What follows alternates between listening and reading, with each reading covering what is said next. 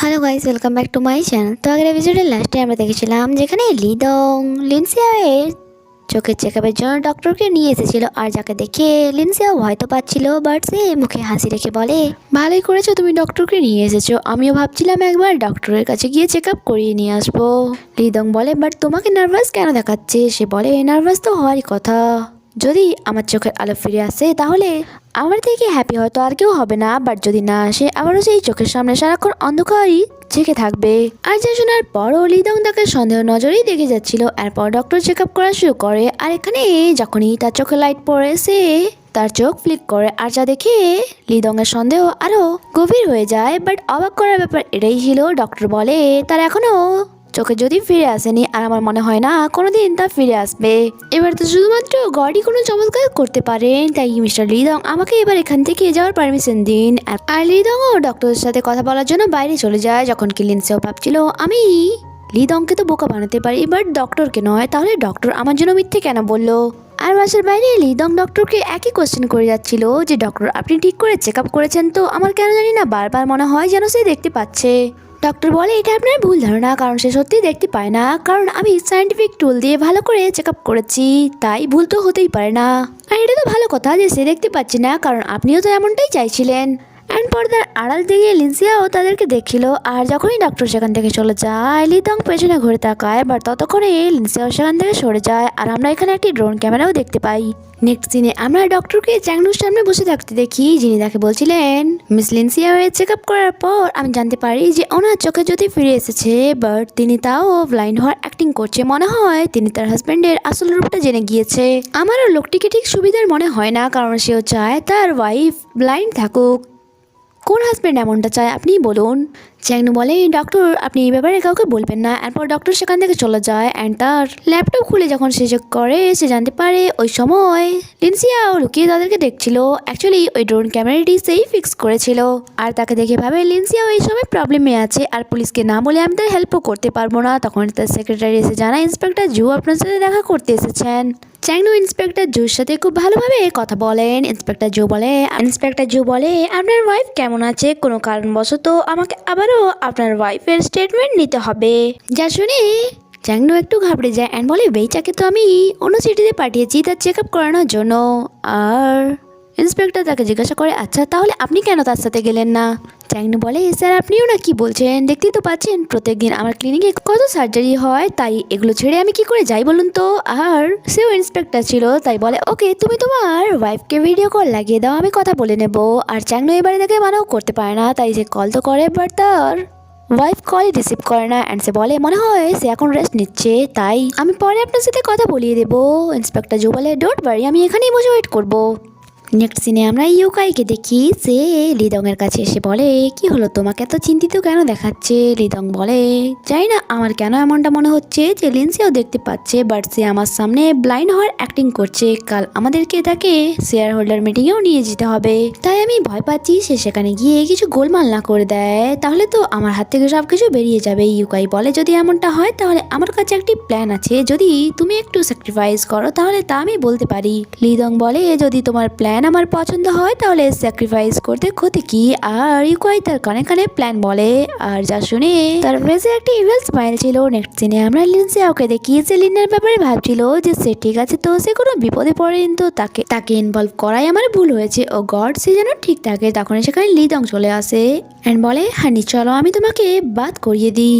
আর লিনসিয়াও তার সাথে ফ্যাং অ্যান্ড ইউকাইকে দেখে ভাবে, এই দুই চালার সাথে কি করছে? মনে হয় এই জানোয়ারটা আবার আমাকে টেস্ট করতে চাইছে, বাট সে এত নিচে নেমে যাবে আমি কখনো স্বপ্নেও ভাবিনি। লিদং তার কাছে এসে তাকে আন্ড্রেস করতে চাইছিল, বাট লিনসিয়া বলে, আমি বেটার ফিল করছি না, আর নাই আমি বাত নিতে চাই। বাট তাও লিদং তাকে ইনসিস্ট করা শুরু করে দেয় যে চলো বাত নেওয়ার পর তুমি বেটার ফিল করবে। লিনসিয়া ভাবে, আমি তাকে এভাবে বারবার মানা করতে পারবো না, নয়তো সে সন্দেহ করতে পারে। তাই সে বলে, ওকে হানি তুমি যা বলো, আমি ড্রেস খুলে দিচ্ছি। সে বলে, হ্যাঁ পুরো খোলো, কারণ লিদং ভালো করে জানতো যে যদি সে নাটক করে তাহলে তাদের সামনে ড্রেস খুলতে একটু হলেও অমতি দেখাবে। আফটার দ্যাট লিদং তার সাথে রোমান্স করা শুরু করে দেয় অ্যান্ড এই সব কিছু ড্রোন ক্যামেরার দ্বারা চ্যাংনো দেখছিল।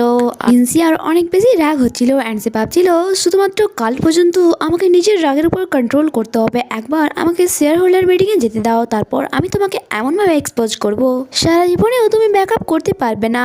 চ্যাংনো রেগে ল্যাপটপ বন্ধ করে দেয় অ্যান্ড বলে এই জানোয়ারকে তো পুড়িয়ে মেরে ফেলা দরকার। আর ফ্ল্যাশব্যাক দ্বারা আমরা জানতে পারি যখন চ্যাংনো বেইচার কাছে পৌঁছেছিল তখন পর্যন্ত বেইচা বেঁচে ছিল অ্যান্ড তাকে দেখে বলে হানি প্লিজ আমাকে বাঁচিয়ে নাও, আমার বেবিকে বাঁচিয়ে নাও। চ্যাংনো তাকে সান্ত্বনা দিচ্ছিল আমি তোমাকে কিচ্ছু হতে দেবো না, আমি এক্ষুনি তোমাকে হসপিটালে নিয়ে যাওয়ার আগেই সে তার শেষ নিঃশ্বাস ত্যাগ করে। অ্যান্ড প্রেজেন্ট টাইমে চ্যাংনো বলছিল যে তোমাকে মেরেছে, যে আমাদের বেবিকে মেরেছে তাকে আমি ছাড়বো না। নেক্সট ডে লিনসাওকে লিদং রেডি করছিল আজকের মিটিং এ নিয়ে যাওয়ার জন্য অ্যান্ড সে বলে কালকে রাতের জন্য সরি, আমি একটু আবেগে ভেসে গিয়েছিলাম। লিনসিয়াও বলে এখনো তুমি কালকে রাতের কথা ভাবছো, আজকের কথা ভাবো, আজকে আমাদের জন্য কত বড় একটা দিন। লিদং বলে আজকে, শুধুমাত্র আজকে কেন, তোমার সাথে থাকা প্রত্যেকটা দিনই আমার জন্য অনেক বেশি ইম্পর্টেন্ট, বরং আজ আমি একটু বেশি নার্ভাস ফিল করছি। লিনসিয়াও মনে মনে ভাবছিল নার্ভাস তো হওয়ারই কথা, কারণ আজকে সকলের সামনে আমি তোমার আসল মুখোশটা টেনে খুলবো। অ্যান্ড তার ফেসে হাত দিয়ে বলে হাজব্যান্ড তুমি চিন্তা করো না, তুমি দেখে নিও আজকে সব ঠিকই হবে। অ্যান্ডভিলার বাইরে আমরা ইউকাই অ্যান্ড ফ্যাঙ্ক দেখি তারা তাদের আসার অপেক্ষা করছিল। ইউকাই বলে আজকে এই মেয়েটির শেষ দিন, কারণ আজকের পর সে তার সমস্ত ভ্যালু হারিয়ে ফেলবে।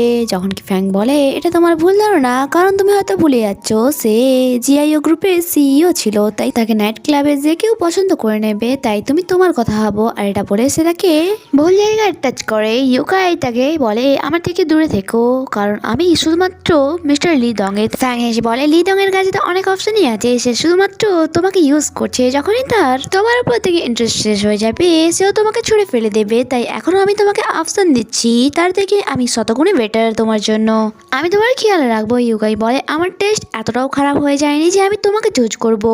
অ্যান্ড ভিলার ভেতরে লিদং লিনসাওকে এনে বলে মম আমরা মিটিং এর জন্য যাচ্ছি। মম বলে ওয়েট, আমি গডের থেকে জেনে বলছি তোমায় আজ তোমার দিন কেমন যাবে। অ্যান্ড সে তার কিছু প্রসেস শুরু করে দেয় আর লাস্টে বলে না আজ তোমার যাওয়া ঠিক হবে না। যা শুনে লিনসিয়াও বলে মম আপনি এটা কি বলছেন, শেয়ার হোল্ডার্সদের মিটিং রাখা এতটাও সহজ নয়। তার মুখ থেকে এমন কথা শুনবে লিদং আশা করেনি। আর লিনসিয়াও ভাবছিল এখন লিদং কি করবে, সে কি তার মমের কথা শুনবে নাকি আমার কথা। লিদং বলে মম সে একদম ঠিকই বলছে, শেয়ার হোল্ডারদের মিটিং রাখা এতটাও সহজ নয়, তাই আপনি আশীর্বাদ করুন আমরা বেরোচ্ছি। আর সে চলে যায়। যখন কি মম ভাবছিল তুমি আমার কথা মানলে না, এই সব কিছু ওই শয়তানি লিনসিয়াওর জন্য হয়েছে, আমি তোকে ছাড়বো না। অ্যান্ড এদিকে লিদং লিনসিয়াওকে কারে বসিয়ে দেয় অ্যান্ড সে ইভেল স্মাইলের সাথে ইউকাইকে দেখছিল, মনে হয় তার এখনো লিনসিয়াওর উপর সন্দেহ হচ্ছে। অন্যদিকে ইন্সপেক্টর লিও জোকে জিজ্ঞাসা করছিল কি হলো, তুমি বেচার থেকে স্টেটমেন্ট নিয়ে এসেছো। ইন্সপেক্টর জু বলে নো স্যার আমি তা পারিনি, কারণ চ্যাংনো আমাকে বললো সে নাকি তার ওয়াইফকে ট্রিটমেন্টের জন্য অন্য সিটিতে পাঠিয়েছে, তাই আমি তাকে তার ওয়াইফকে ভিডিও কল করতে বলি, বাট তার ওয়াইফ ভিডিও কল রিসিভ করে না। আমার মনে হয় আপনার কথাই ঠিক, এখনো এই কেসটি সলভ হয়নি। ইন্সপেক্টর লিউ বলে নিশ্চয়ই চ্যাংনো তোমাকে বোকা বানিয়েছে, চলো আবারও আমরা তার কাছে যাই। অন্যদিকে লিদংয়ের নজর এখনো লিনজিয়ার উপরেই ছিল। বেবি তোমাকে তো নার্ভাস কেন দেখাচ্ছে, যখন কি নার্ভাস তো আমার হওয়ার কথা, কারণ সিইও আমি হতে চলেছি। লিনসিয়াও বলে এমনটা কিছুই নয়, তাই তুমি সর্বক্ষণ আমার মজা উড়ানো বন্ধ করো। লিদং বলে ও আমার তো মনেই ছিল না, আমি তোমার জন্য একটা গিফট নিয়ে এসেছি। অ্যান্ড তাকে একটি বক্স দিয়ে বলে এটা তুমি নিজের হাতে ওপেন করো। আর লিনসিয়াও যখন বক্সটি ওপেন করে তাতে লিনার ড্রেস ছিল আর তাও আর তাতে ব্লাড লেগেছিল। আর যা দেখে লিনসিয়াও অবাক হয়ে যায়। অ্যান্ড এখানে এই এপিসোডই শেষ হয়, আগে কি হয় তা জানতে স্টে কানেক্টেড। Bye bye.